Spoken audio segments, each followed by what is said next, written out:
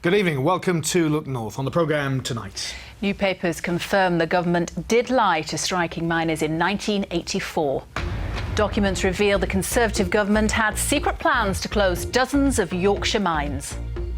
We knew we were being lied to at the time. These revelations only confirm it officially. We are live in Barnsley at the National Union of Mine Workers for reaction. Also tonight, is this our region's most dedicated football fan? Dave Foster hasn't missed a match, home or away, for 6 years. We're with him as he makes a 500-mile round trip in his wheelchair. I'm in Wakefield for a brush with tradition, meeting one of the best barbers in the business. 51 years, David. Roger took this picture today at Bolton Abbey. It's a rainbow after one of the blustery showers that we had today. And what's the forecast going to be like tomorrow? Well, join me later in the programme and I'll have all the details.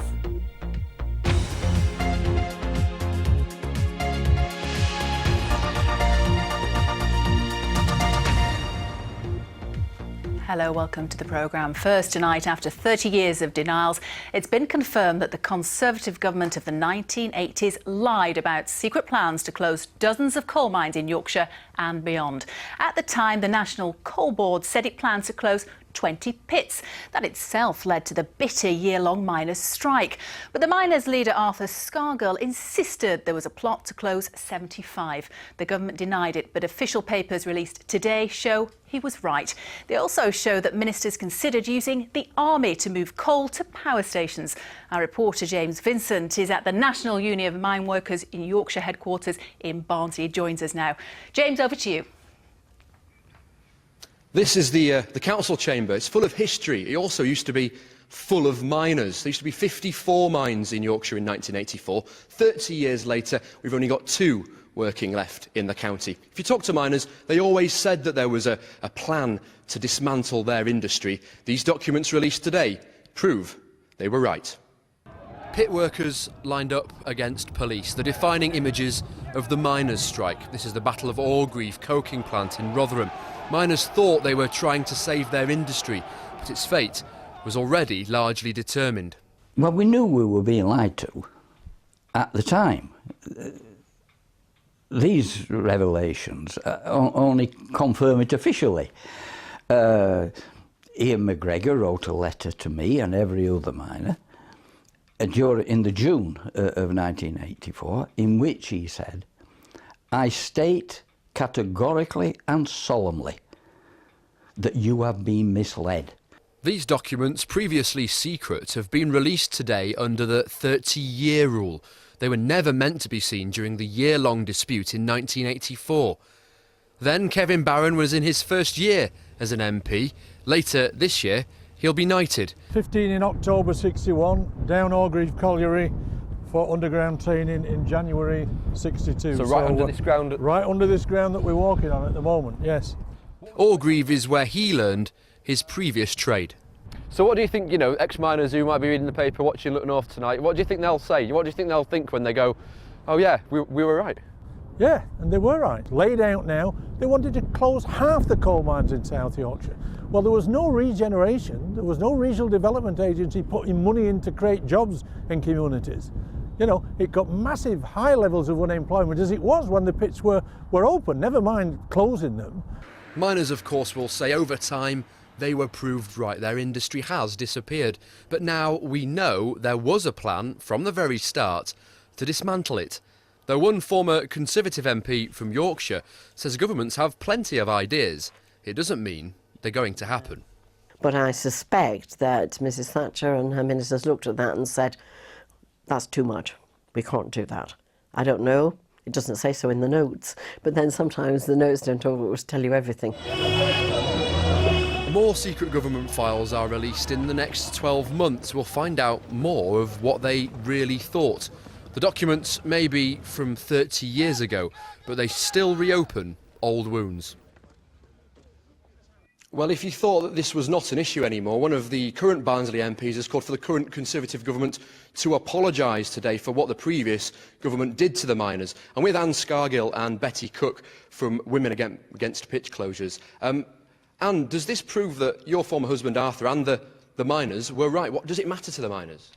course it matters. I mean, we know we were right. Here we are, 30 years on. We've got an energy crisis. There's thousands of tonnes of coal beneath our feet. And Thatcher not only ruined the coalfield, she ruined our communities. You've only to look in our communities now. 30 years on, as I say, we've got soup kitchens, we've got food banks, there's no jobs. The only jobs that you can get are low-paid, part-time jobs, and this is her legacy that we are still suffering from. Thank you, Anne. Betty, people will say this is 30 years ago now. Does it really matter? Does it matter that you've been proved officially right? Of course it matters, and it justifies everything that we did in that struggle to support our communities, to support the miners and the NUM. And it was Thatcher's policy to vindicate the miners and the NUM for the trouble that they caused when they brought down a former Tory government. She destroyed our basic manufacturing industries, she's destroyed our communities, she's just destroyed our social structure totally. Well, thank you very much. If you were in any doubt that this was still an issue in Barnsley, just look at the history. That's all gone now, and people still blame the Conservative government back in the 80s for destroying it. James Vincent, live in Barnsley, thank you very much. Well, we're joined now in the studio by journalist Paul Routledge, who covered the miners' strike and has written a biography of Arthur Scargill.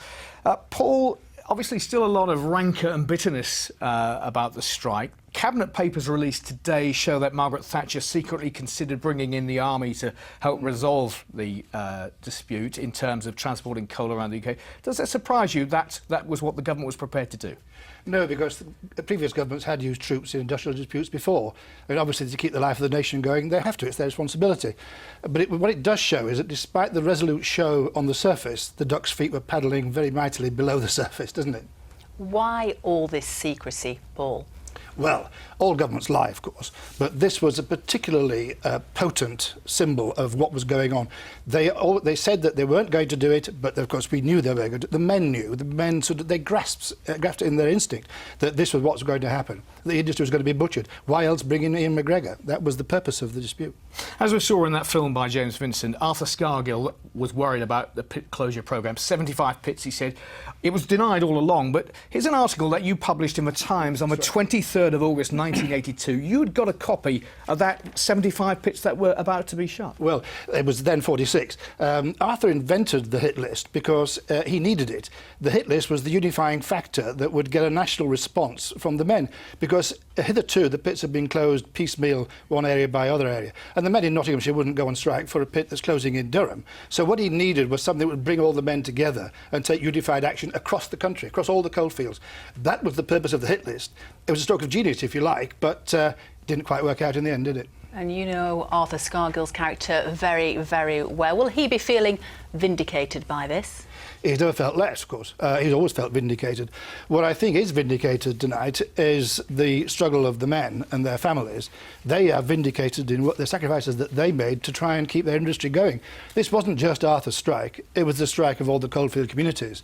And it's them, I think, who will now feel, well, at least we knew then and we know now properly what we were up against. But the government was right, wasn't it? Because Arthur Scargill was a renegade and he was holding the country to ransom. What they did was the right thing, wasn't it?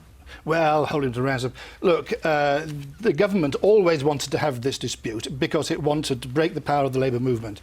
One, the NUM was the strongest trade union, and two, they had to do it when they got all their stocks prepared in the power stations. So they had to take on the figurehead of the labour movement if they were going to beat the unions.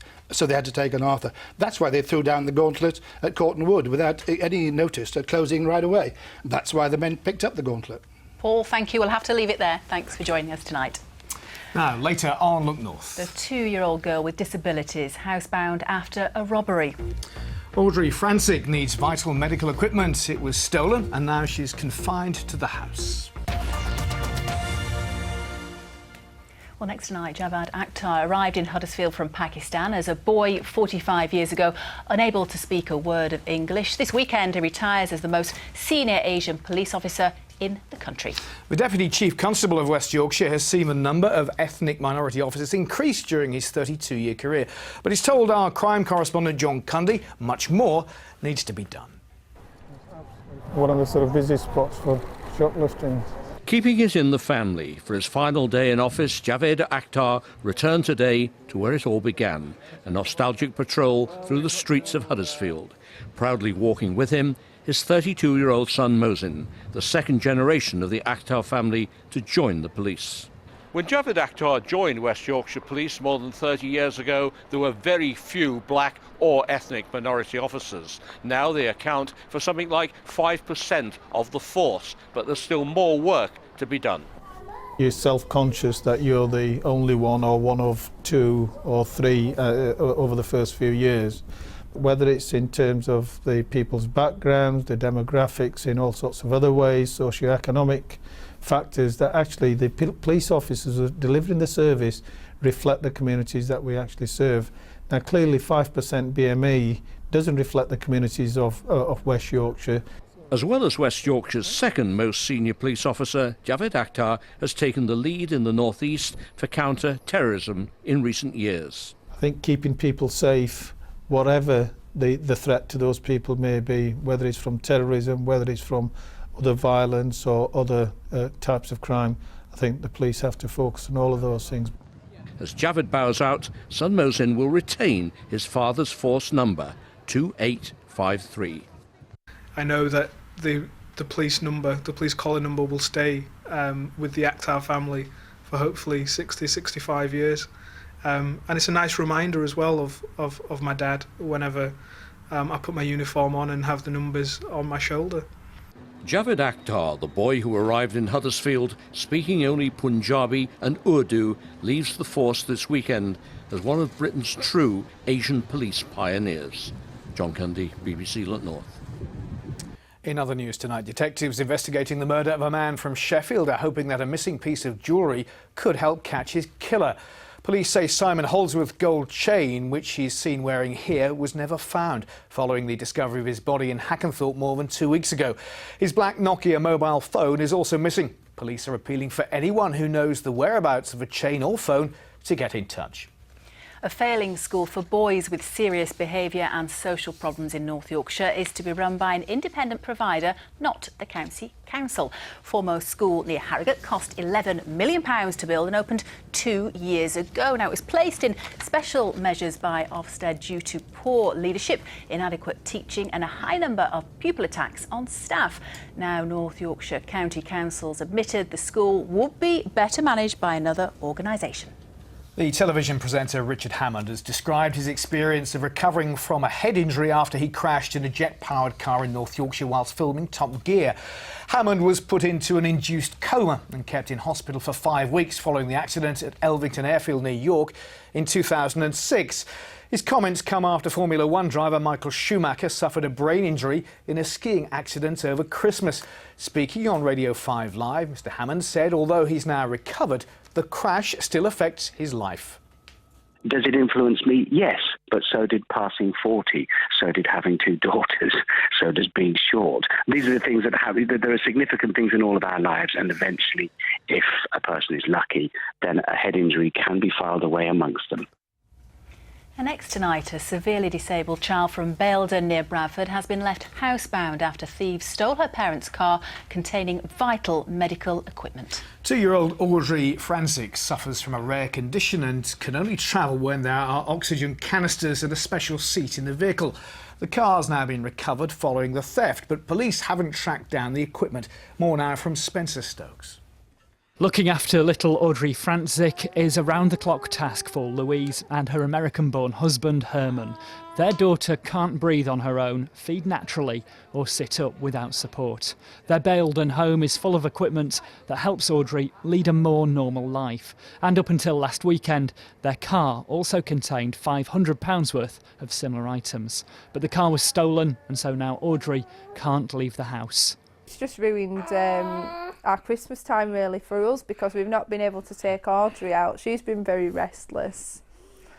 And I think you don't believe that people can be so heartless as to take things which they would have realised were for a disabled child. Audrey is one of only 10 children in the country with trisomy 9 mosaic, which is a fault with her chromosomes. She's defied predictions that she wouldn't make her first birthday, but has to be fed through a tube and relies on a machine that helps her breathe. It's just a random occurrence, so we take her as she is. She's got a lot of love to give. We deal with the oxygen, we're used to it. We deal with the feeds. We deal with the vomiting and suctioning if we need to. Your car's your lifeline. It's nice to be able to get out and about in the car and take Audrey out and keep her happy. You just feel real defenceless. You can't really do much, can you? Now it changes your everyday life with her. She can't be as happy. Police have now arrested and bailed a man in connection with the theft of the car. The specialist equipment, though, hasn't been recovered. And until it's found or replaced, Audrey will remain effectively housebound. Spencer Stokes, BBC Look North, Baildon. Now then, before 7 o'clock. We've only gone and found the country's most dedicated football fan. Being wheelchair bound hasn't stopped Dave Foster from seeing every Chesterfield match in 6 years. And Ian White meets the Wakefield barber who's been in the business so long he's now part of a museum exhibition.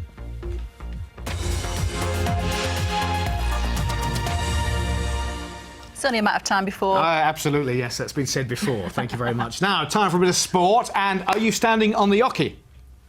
Very good. There's nothing gets past you, does it? Oh, I'll say. Now, if I say I'm looking forward to the potential all-Yorkshire clash between the Jammy Dodger and Scotty Too Hotty, you'll of course know that I am talking about darts. Scott Waite returns to the Lakeside stage tomorrow to start the defence of his BDO World Championship title. But standing in his way could be his good friend James Wilson. I caught up with them practising in Linthwaite near Huddersfield. Double 16 for the title. Scott waits no longer. Just to hit the winning double, everything just drains out of you and you just think, God, that's it now, I've done it, I've done it, I've done it. To win the World Championship, every dart player, that's what they want to do, that's what they want to win. And to win it is absolutely amazing. It's probably one of the best feelings you can have.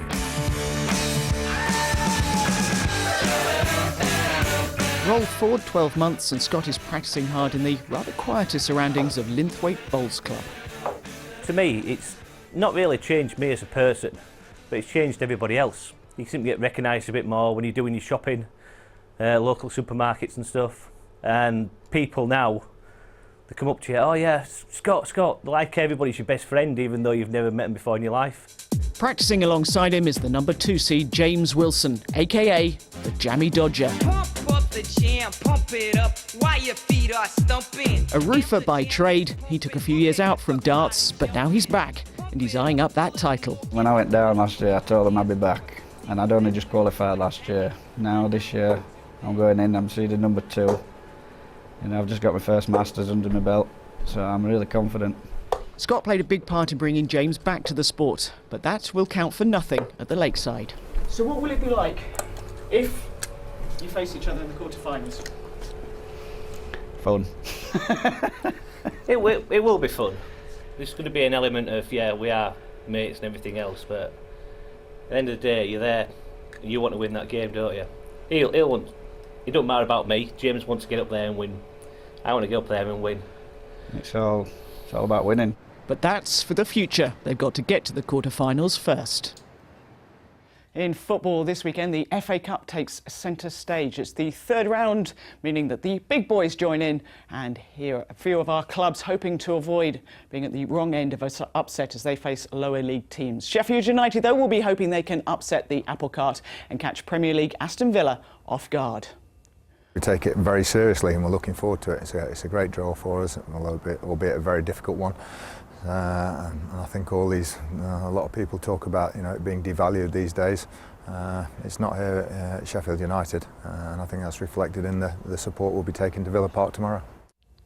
Well, with a whole heap of football fixtures over the festive season, it's hard for fans to get to all their team's matches. But Dave Foster hasn't missed a Chesterfield game for nearly 6 years. His dedication is all the more remarkable as he's a wheelchair user, and getting around lower league grounds is no easy matter.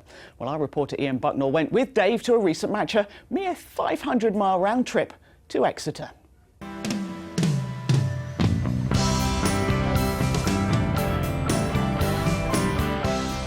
Dave Foster is the definition of a die-hard fan. Even a Friday night game just before Christmas at the other end of the country won't stop him following his beloved Chesterfield. It's now my 5th season without missing a game home and away, which is pretty good in a wheelchair. Something like 230 consecutive games. After a car crash 30 years ago, Dave lost the use of his legs. When he arrives in Exeter, the next challenge is to cross the city to the football ground. It's a mile and a half away, and on one of the busiest nights of the year, he has to push. We can't get a taxi and it's killing me. We'll get there. It don't start till 8:15, we'll get there. Don't start without us. It takes more than half an hour of hard work to reach St James's Park. Yeah, we're here eventually, just in time for the kick-off. 138 Chesterfield fans have made the 500-mile round trip, but just one of them is in a wheelchair. The weather takes a turn for the worse just before kick-off. Not an easy night to play or watch. At half-time, it's 0-0. The refreshment stands are at the top of the terrace, so Dave has to rely on others to get a hot drink. I'll make the most of it. You get what you're given in this life, don't you? They're teaching that spinal unit you can either sink or swim.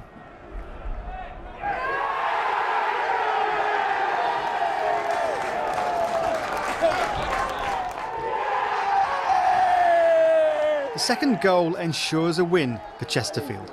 We are top of the league, say we are top of the league. As he gets older, it's getting harder for Dave to maintain his devotion.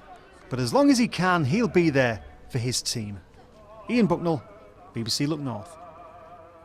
Incredible. Well, finally from me, the first lot of places for this year's Yorkshire Marathon sold out in just 5 hours this morning. But fear not, if you are desperate to follow in Harry's footsteps, there are a few places left and they go on general sale at 9 a.m. on Monday morning. You two have been sitting there, haven't you? The little cogs have been wearing ever since that darts piece. How dare you? Go on. Thank you, Tanya the Tigress. Right, that's all right. I'm quite pleased with that. I've got one for Phil.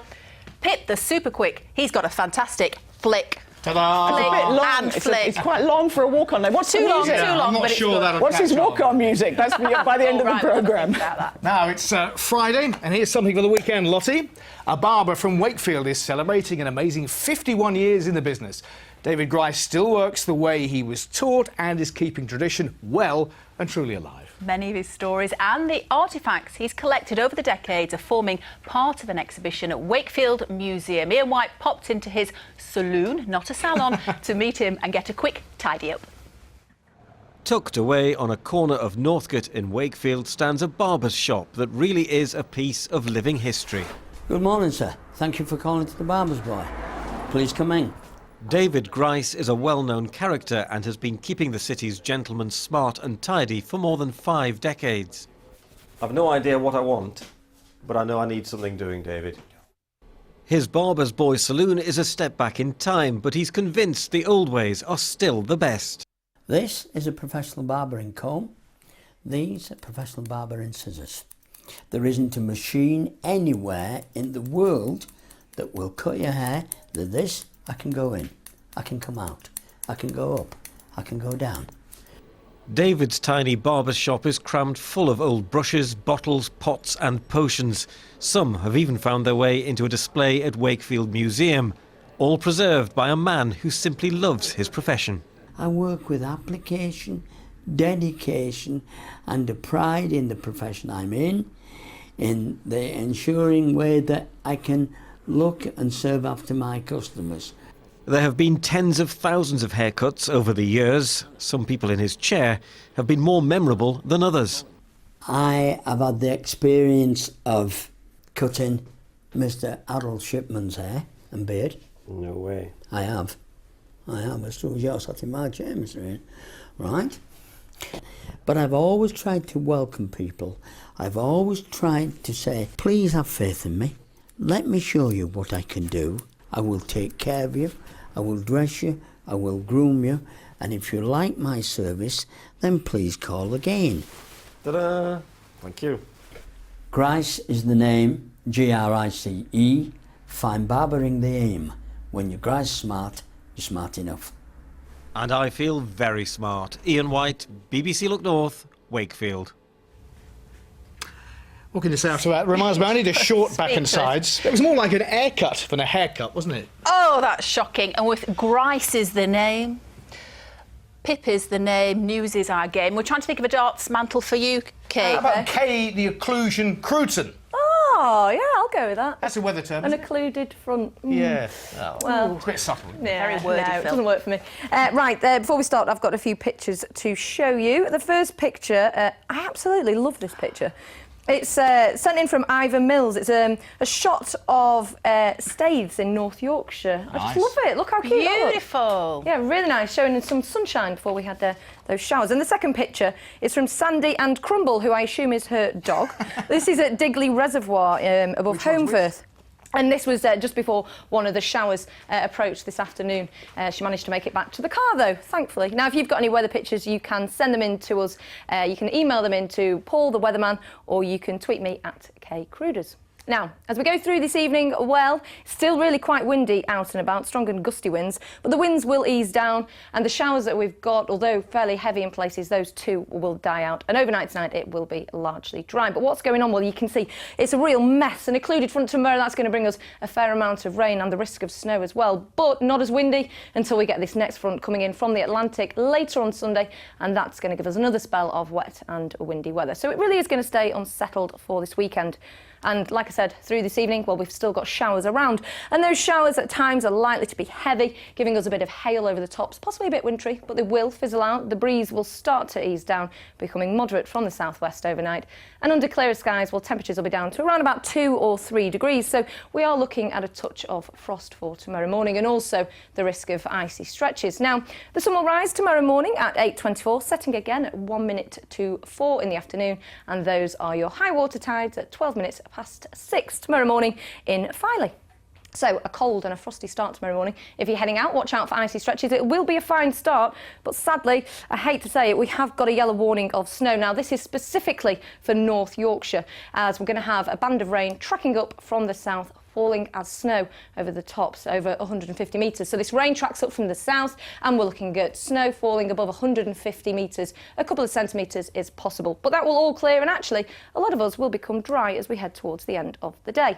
Now, temperatures tomorrow, a little bit lower than they have been today, probably getting to 7 degrees in Scarborough, 7 is 45 in Fahrenheit, but the breeze will be a lot lighter from the southwest. So not as breezy a day tomorrow. And then on Sunday, we get that wet and windy weather arriving later on through the day. It stays unsettled. Sadly, guys, into next week, risk of gales for Monday. Oh, Is a real mess a meteorological term, then? Yeah, that's what I learned at weather school. Weather school. Yeah, I want to go there. Yeah. Did you go to News University? Approved school, I went to. I think you need to go back. Good night. We'll see you later. Bye-bye.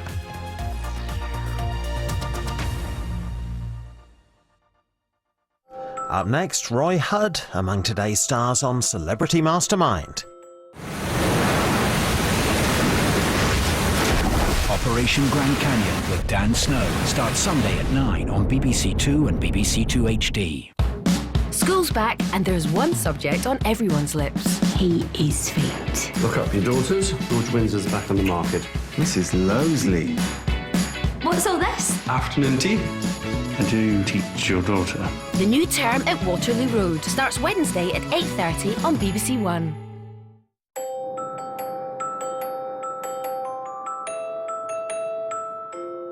This waiting is a killer. The anticipation.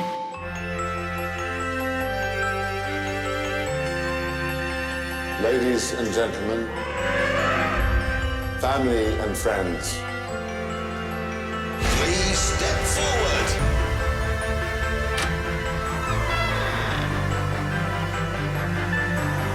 You're going to love the way we run things. Welcome to my world.